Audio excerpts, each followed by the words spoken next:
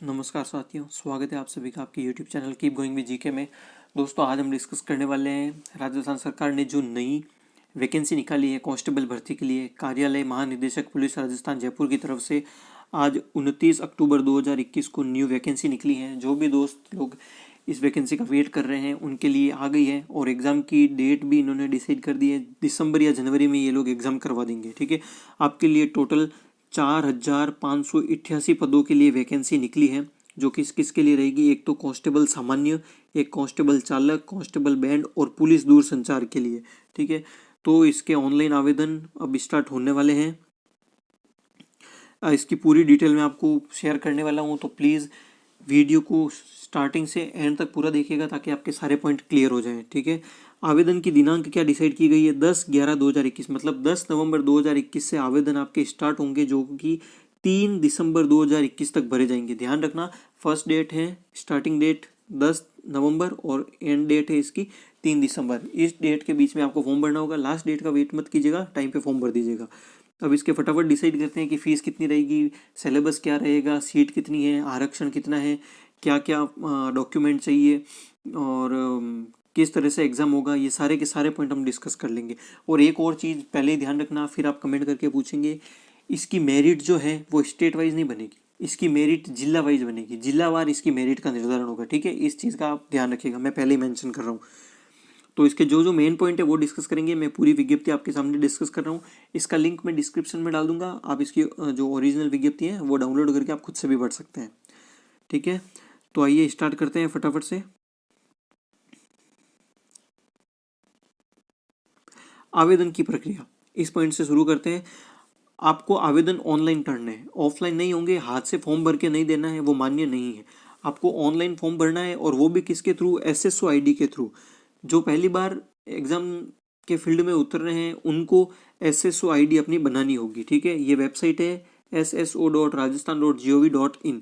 Cyber cafe पे बनाइए, घर पे कंप्यूटर यूज़ करके बनाइए, या ई मित्र कियोस्क जन सेवा केंद्र जो है वहाँ पे जाके बनाइए। अगर आप जन सुविधा केंद्र पर जाके बनवाते हैं तो वहाँ पे निःशुल्क भी बन जाएगी आपकी। ठीक है, SSO ID बनेगी, उसके बाद ही आप इसके लिए अप्लाई कर सकते हैं ऑनलाइन फॉर्म जो आपको भरना है। अगर आपको इसके संबंध में किसी तरह की और जानकारी चाहिए तो ये 2 नंबर भी दे रखे हैं इन लोगों ने, आप इस पर कॉन्टैक्ट कर सकते हैं। ठीक है, वैसे मैं पूरी जानकारी आपको यहाँ दे ही दूंगा। चैनल को अभी सब्सक्राइब नहीं किया तो कर दीजिए, जैसे जैसे एग्जाम आएंगे नज़दीक जितने भी इंपॉर्टेंट नोटिफिकेशन है आपको हाथों हाथ मिल जाएंगे। ठीक है, अब चलिए हम नेक्स्ट आगे बढ़ते हैं। एप्लीकेशन फॉर्म आपको भरना कैसे है, इसके 2 जो है बताए हैं रास्ते। एक तो स्वयं के स्तर पर आप घर से भर दीजिए, अपने पास लैपटॉप है, कंप्यूटर है, उसके थ्रू भर दीजिए, या किसी साइबर कैफ़े पे जाके भर दीजिए। ठीक है, यहाँ से अगर आप अप्लाई करते हैं फॉर्म तो आपको फॉर्म फीस देनी पड़ेगी। उसके लिए आप डेबिट या क्रेडिट कार्ड यूज़ कर सकते हैं, नेट बैंकिंग यूज़ कर सकते हैं, या UPI का ऑप्शन आता है तो UPI यूज़ कर सकते हैं। सेकंड ऑप्शन इसका रहेगा राज्य सरकार के अधीन संचालित ई मित्र कियोस्क। ठीक है, वहाँ पे जाके भी आप ये फॉर्म भर सकते हैं। उसके लिए आपको ई मित्र कियोस्क को एक सेवा शुल्क देना होगा और उसकी रसीद भी मिलेगी, वो भी आपको वहाँ से लेनी है। हाथ से भरे हुए फॉर्म किसी भी रूप में स्वीकार नहीं किए जाएंगे। अब देखते हैं, अगर आप परीक्षा शुल्क जमा करवाते हैं तो जो आपका एप्लीकेशन फॉर्म होगा, आवेदन पत्र, उसमें आपको ईमेल ID और मोबाइल नंबर देना होगा। उसके ऊपर आपका वेरिफिकेशन आ जाएगा कि हाँ आपकी फ़ीस जमा हो गई है। जब वो मैसेज आ जाए तभी आप अपना फॉर्म सबमिट मानिएगा, सिर्फ उस फॉर्म की फ़ोटोकॉपी लेके संतुष्ट मत होइएगा। ठीक है, अब ये आगे कुछ पॉइंट दे रखे हैं आपको, फ़ोटो और की साइज़ जो रखनी है आप यहाँ से जो विज्ञप्ति है उसमें जाके ढंग से देख सकते हैं फॉर्म भरते टाइम।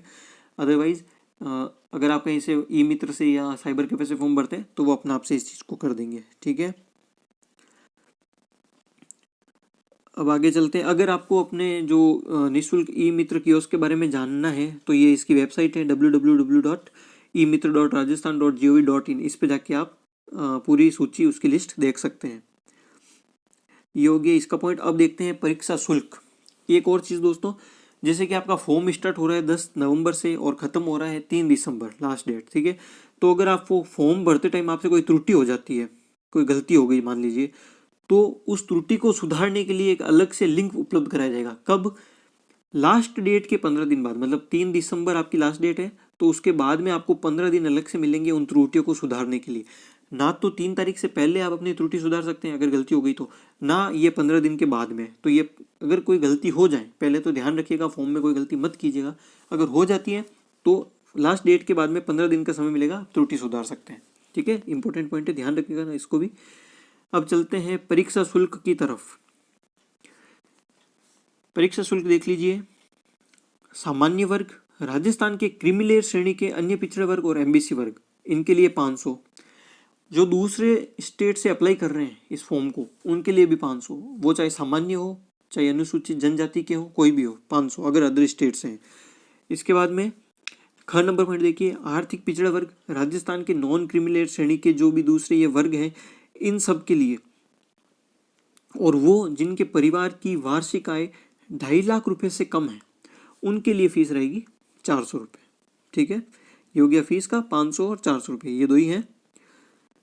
नेक्स्ट अब चलते हैं, हाँ, लिखित परीक्षा का प्रवेश पत्र। जब एग्जाम डेट डिसाइड हो जाएगी तो आपको जो है एडमिट कार्ड जो है डाक के द्वारा नहीं भेजे जाएंगे, आपको इसके लिए अपडेट रहना पड़ेगा। इसका जो रिक्वायरमेंट पोर्टल है उसके ऊपर आपको नोटिफिकेशन मिल जाएगा। ये जो SSO ID है उसके ऊपर लॉगिन करके आप अपना एडमिट कार्ड जो है वो डाउनलोड कर सकते हैं। इसकी सूचना कैसे मिलेगी? आपके पास ईमेल पे और SMS के थ्रू आपके पास इसका नोटिफिकेशन आ जाएगा कि आपके एडमिट कार्ड आ गए हैं, तो आप डाउनलोड कर लीजिए। साथ ही इस चैनल पे भी आपको हम नोटिफिकेशन दे देंगे इस चीज़ का। अब देखते हैं एक और चीज़, उत्कृष्ट खिलाड़ियों के लिए 67 पद आरक्षित हैं, जिसके लिए अलग से विज्ञप्ति जारी कर प्रत्यक्ष आवेदन आमंत्रित किए जाएंगे। इस चीज़ का ध्यान रखना, 67 पद उत्कृष्ट खिलाड़ियों के लिए। ठीक है, सभी के अंदर से। अब फटाफट से देख लीजिए किसके अंदर कितने पोस्ट हैं। इसके लास्ट में टोटल योग दे रखा है। अब ये है कांस्टेबल सामान्य क्षेत्र, कांस्टेबल सामान्य क्षेत्र, इससे कितने पोस्ट हैं? इससे आपके टोटल पोस्ट रहेगी 3574, 3574। ठीक है,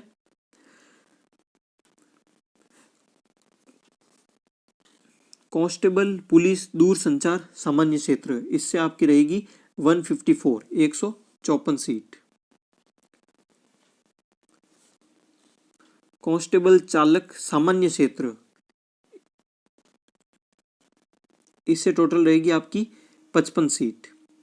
कांस्टेबल सामान्य TSP क्षेत्र, इससे आपकी टोटल रहेगी 717 सीट। ठीक है, कांस्टेबल चालक TSP क्षेत्र, इससे आपकी रहेगी 65 सीट। कांस्टेबल बैंड TSP क्षेत्र, इससे आपकी रहेगी 23 सीट। अब देख लेते हैं किसको कितना आरक्षण मिला हुआ है। सबसे पहले महिलाओं की बात कर लेते हैं। 30% आरक्षण मिला है, जिसमें से 8% विधवाओं के लिए है और 2 है जो तलाकशुदा महिलाओं के लिए है। ठीक है, भूतपूर्व सैनिकों के लिए, इनके लिए 12.5% जो है पद वो आरक्षित रहेंगे सभी के अंदर, सारी पोस्ट्स के अंदर।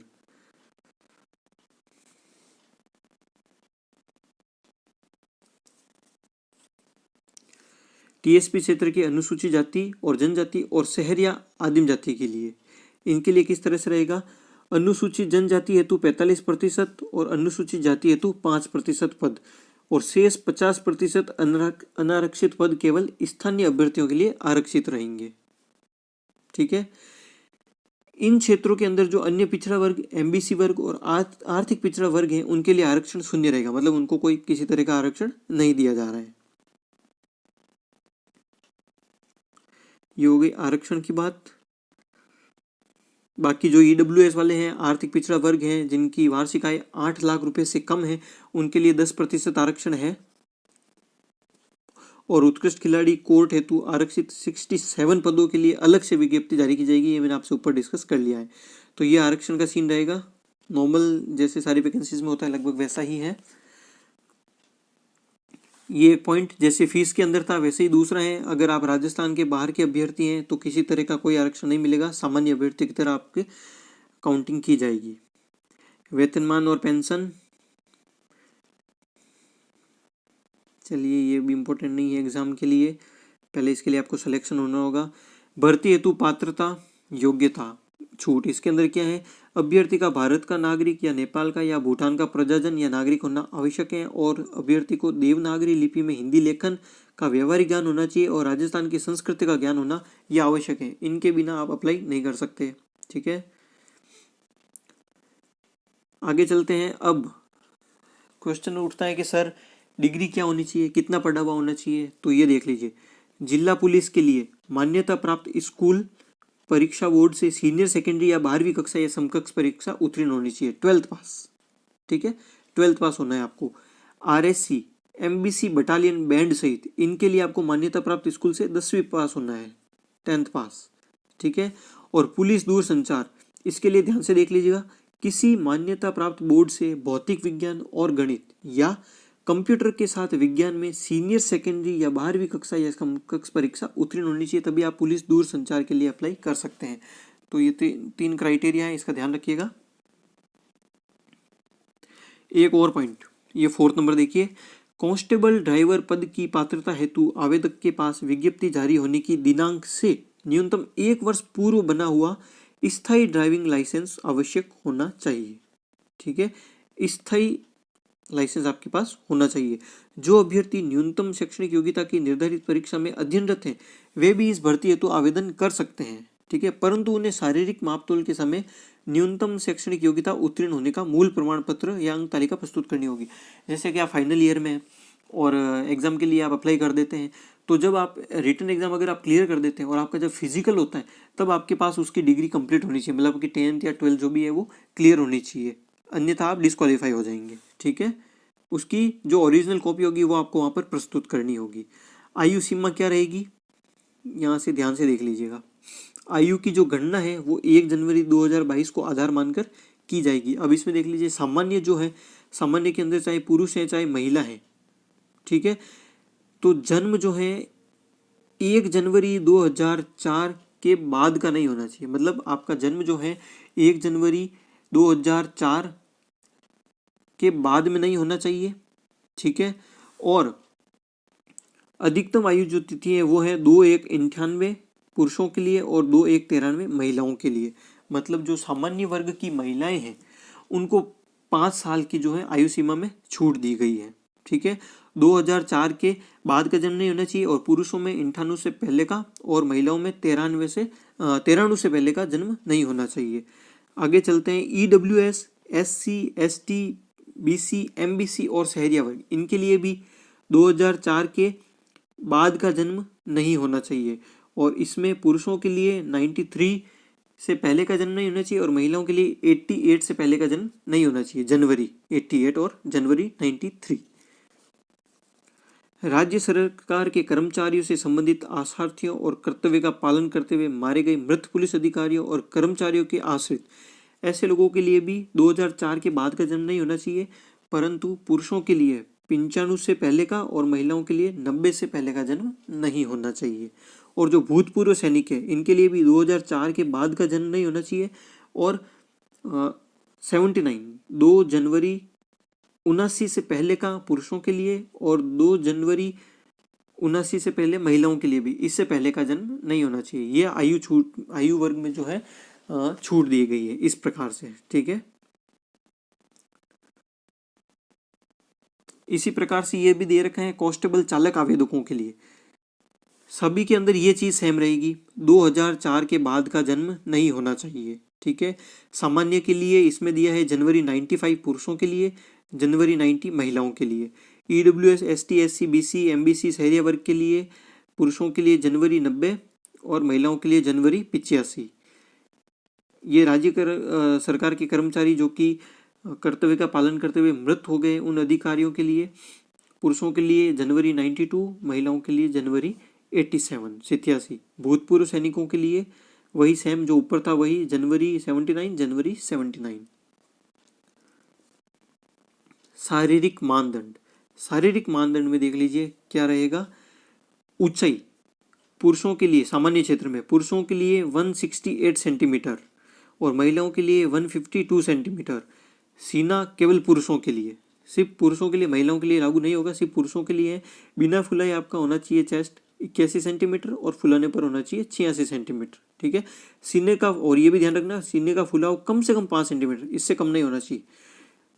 न्यूनतम वजन, ये सिर्फ केवल महिलाओं के लिए है, पुरुषों के लिए लागू नहीं है। महिलाओं के लिए न्यूनतम वजन 47.5 किलोग्राम से कम आपका वेट नहीं होना चाहिए। वेट गेन कर लीजिएगा अगर कम है तो।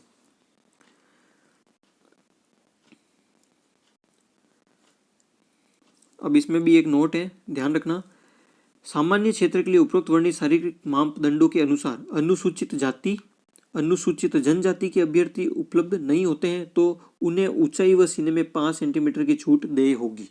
ठीक है, अगर अनुसूचित जाति और अनुसूचित जनजाति के अभ्यर्थी उपलब्ध नहीं होते हैं तो, अदरवाइज नहीं। और पहाड़ी एवं आदिवासी क्षेत्र के अभ्यर्थियों के लिए राजस्थान पुलिस अधीनस्थ सेवा का जो नियम है उसके अंतर्गत जो मापदंड है वो तय होंगे। और समस्त महिला अभ्यर्थियों के लिए 152 सेंटीमीटर, चाहे जनरल की हो, चाहे अनुसूचित जनजाति की हो, अनुसूचित जाति की हो, सबके लिए 152 सेंटीमीटर निर्धारित कर दी गई है।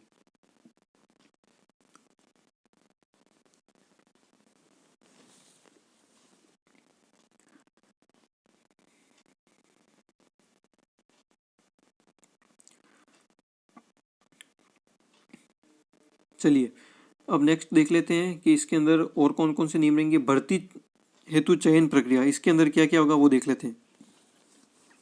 एग्जाम का पैटर्न आपका ये मेन रहेगा जो तैयारी कर रहे हैं उन बच्चों के लिए। परीक्षा का चरण, लिखित परीक्षा होगी। ठीक है, कांस्टेबल सामान्य और पुलिस दूरसंचार इनके लिए 150, कांस्टेबल चालक के लिए 150 और बैंड के लिए कोई भी लागू नहीं है। ठीक है, इसके अंदर आपको 150 नंबर और 150 नंबर इसके ऊपर बेस्ड एग्जाम होगा। उसके बाद में देखते हैं शारीरिक दक्षता परीक्षा, इसके अंदर 30 नंबर, कांस्टेबल चालक के लिए 20 नंबर और बैंड वालों के लिए भी 20 नंबर शारीरिक दक्षता परीक्षा में।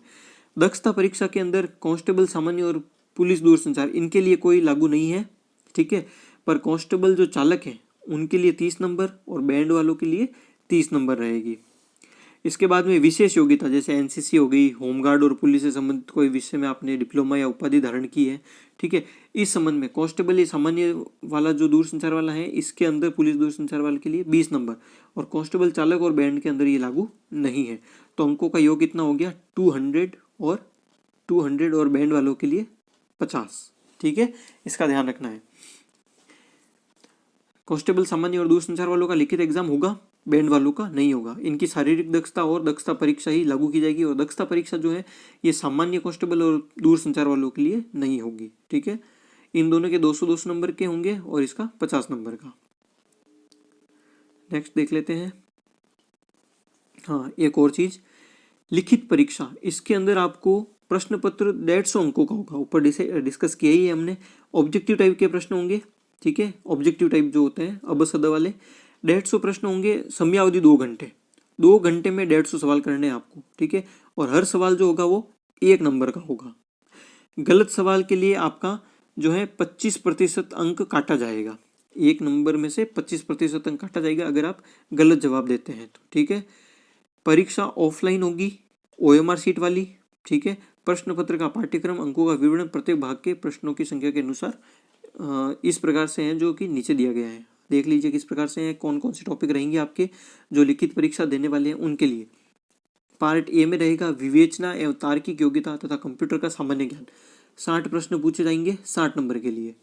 सामान्य ज्ञान, सामान्य विज्ञान और समसामयिक विषय करंट, इससे आपसे 35 सवाल पूछे जाएंगे 35 नंबर के लिए। महिलाओं एवं बच्चों के प्रति अपराध, उनसे संबंधित कानूनी प्रावधान, नियमों की जानकारी। ठीक है, इसके लिए 10 सवाल पूछे जाएंगे 10 नंबर के लिए। फिर आता है राजस्थान का इतिहास, संस्कृति, कला, भूगोल, राजनीति और आर्थिक स्थिति, इससे आपसे 45 सवाल पूछे जाएंगे 45 नंबर के लिए। तो 150 सवाल और 150 नंबर। ठीक है, ध्यान से देख लिए होंगे ये पॉइंट, आपने स्क्रीनशॉट ले लीजिएगा नहीं तो। अब देख लीजिए कि उत्तीर्ण होने के लिए क्या रहेगा। इस लिखित परीक्षा के प्रश्न पत्र में उत्तीर्ण होने के लिए सामान्य, आर्थिक पिछड़ा वर्ग, अन्य पिछड़ा वर्ग, अति पिछड़ा वर्ग के अभ्यर्थियों को 40% प्राप्तांक, अनुसूचित जाति जनजाति वर्ग के अभ्यर्थियों को 36% प्राप्तांक समग्र रूप में लाना अनिवार्य रहेगा। और जो ट्राइबल सप्लान क्षेत्र के स्थानीय अभ्यर्थी हैं उनके लिए न्यूनतम उत्तीर्णांक की सीमा लागू नहीं होगी।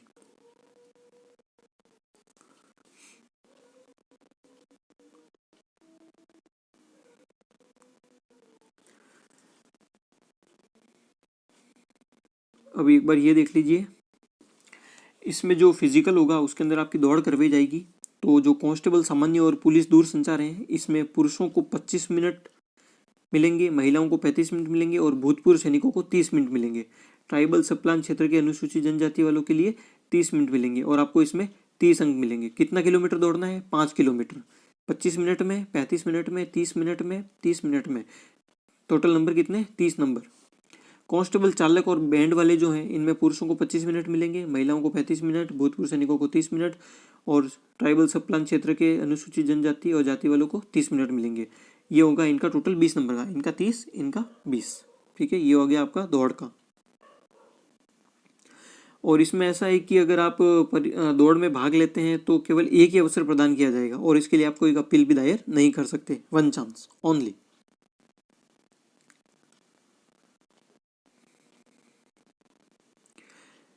ये सारा हो गया। अब ये पॉइंट देख लीजिए, क्योंकि ये वीडियो सबके लिए बना रहा हूँ, थोड़ा बोरिंग लग सकता है पर सारे के सारे डाउट क्लियर करना बहुत जरूरी है। दक्षता परीक्षा कांस्टेबल, ड्राइवर और बैंड आवेदकों के लिए। शारीरिक दक्षता परीक्षाएं मापतौल में उत्तीर्ण कांस्टेबल, ड्राइवर, बैंड पद के अभ्यर्थी हेतु दक्षता परीक्षा आयोजित की जाएगी जो कि 30 अंकों की होगी। ठीक है। दक्षता परीक्षा में उत्तीर्ण होने के लिए सामान्य वर्ग, आर्थिक पिछड़ा वर्ग, अन्य पिछड़ा वर्ग और अति पिछड़ा वर्ग के अभ्यर्थियों के लिए 40% और जो दूसरे अनुसूचित जाति व जनजाति, अनुसूचित जाति जनजाति वाले अभ्यर्थी उनको 36%। ठीक है। और जो ट्राइबल सबप्लान क्षेत्र के हैं उनके लिए 30% अंक लाना अनिवार्य होगा। ध्यान रखना, उसके अंदर न्यूनतम अंक नहीं दिए थे पर दक्षता परीक्षा के अंदर जो है 30% अंक इनको भी लाने होंगे। ठीक है, सभी ध्यान से देखना इसको।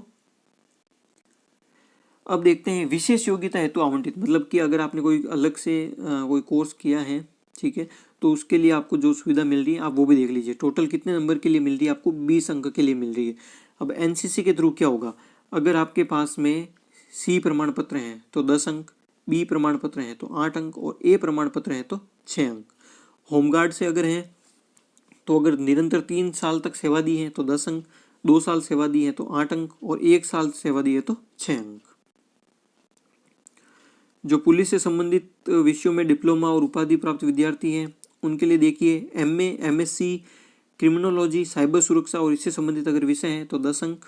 सिक्योरिटी मैनेजमेंट और सोशल साइंस, पुलिस प्रशासन या कानून के रूप में कम से कम एक विषय में बीए, एलएलबी की उपाधि है तो 8 अंक मिलेंगे। ठीक है। उपरोक्त विषयों में अगर डिप्लोमा प्राप्त किया है, अगर डिप्लोमा इन विषयों में प्राप्त किया है तो आपको जो है 6 अंक मिलेंगे। ठीक है।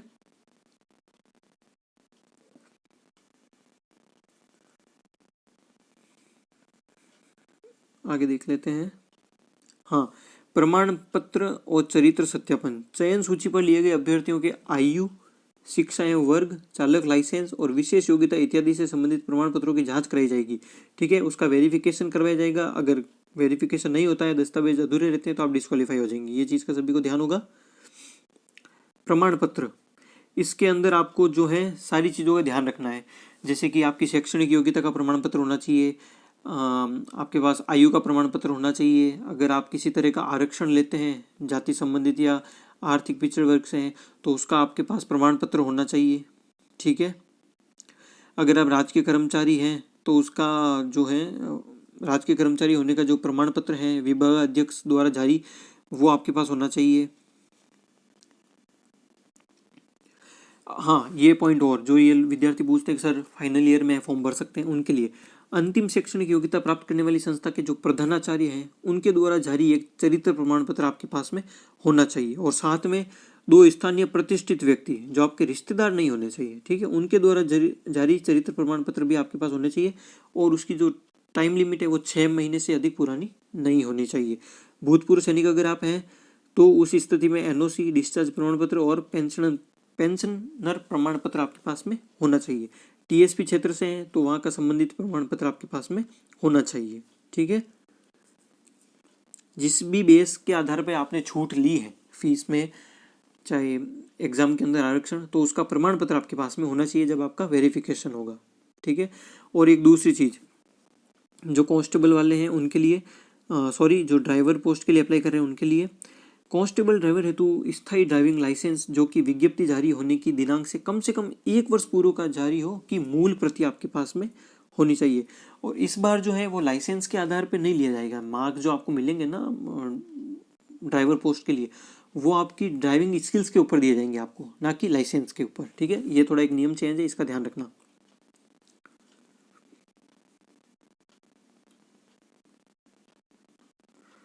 तो दोस्तों लगभग जितने भी मेन पॉइंट थे मैंने सारे के सारे डिस्कस कर लिए इस विज्ञप्ति से रिलेटेड। आयु वाला बता दिया, आरक्षण वाला बता दिया, क्वालिफिकेशन क्या होनी चाहिए बता दी, आपका फिजिकल क्राइटेरिया क्या रहेगा वो बता दिया, एग्ज़ाम कितने मार्क्स का है, कौन कौन से सब्जेक्ट्स आ रहे हैं, कौन कौन से टॉपिक्स हैं वो बता दिया, पास करने के लिए कितने परसेंटेज चाहिए वो बता दिया, आपको कौन कौन से प्रमाण पत्र चाहिए वो बता दिया, बैंड वालों के लिए क्या है, ड्राइवर वालों के लिए क्या है, दूरसंचार और सामान्य जो पद हैं उनके लिए क्या है, सारा कुछ मैंने इसमें इंक्लूड कर दिया है। अभी भी अगर कुछ बाकी रह जाता है तो अभी स्टार्टिंग है, अभी डेट भी नहीं आई है, आप मुझे कमेंट करके पूछ लीजिएगा। आपको कहीं डाउट लगता है तो मैं एक अलग से वीडियो बना दूंगा, नहीं तो कमेंट में इसका आंसर कर दूंगा। फॉर्म कैसे भरना है, इसकी डेट क्या है, फीस कितनी है, फीस कैसे भरनी है, किन किन चीज़ों का ध्यान रखना है, सबका सब मैंने इसमें बता दिया है।